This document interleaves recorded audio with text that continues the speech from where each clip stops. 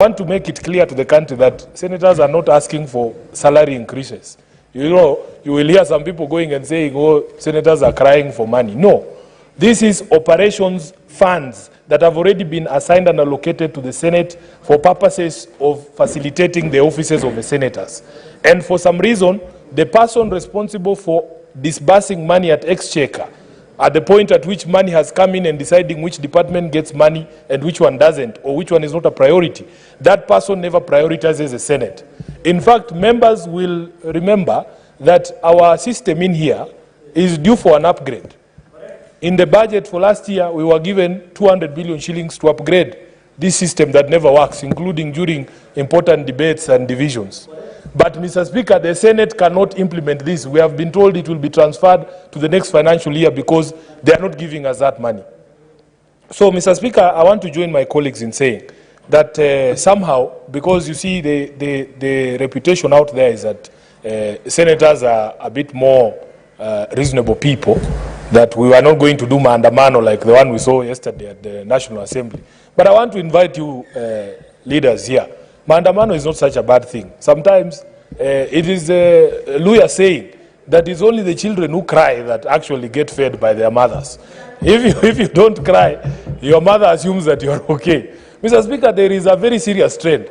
Actually, for me also, and I want to share this experience with the House, as SG of ODM, we have seen systematic reduction in allocation to political parties, for instance. And not to delve into the matter, we have been so frustrated as leaders of political parties by the year-on-year reduction on the allocation to the political parties fund that we've been forced to go to court. Maybe even for us as a Senate, we need to now take this matter to the courts so that the country can know that, in fact, there is a problem here. I don't know how much success we will have there, because I'm also aware that the judiciary is also crying about their resources that have been allocated in the budget not being released to them. But somehow, one arm of government is not complaining. And that is why when Senator Osotsi was saying the executive does not refer to a political party. It refers to an arm of government. Somehow, Mr. Speaker, the members of the executive are living large.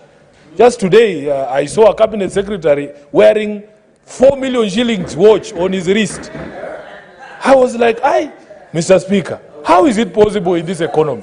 So, Mr. Speaker, I want to say this, that if indeed the Exchequer is going to be fair in releasing monies to the three arms of government, we need transparency in that office, not in my office, Senator Gloria.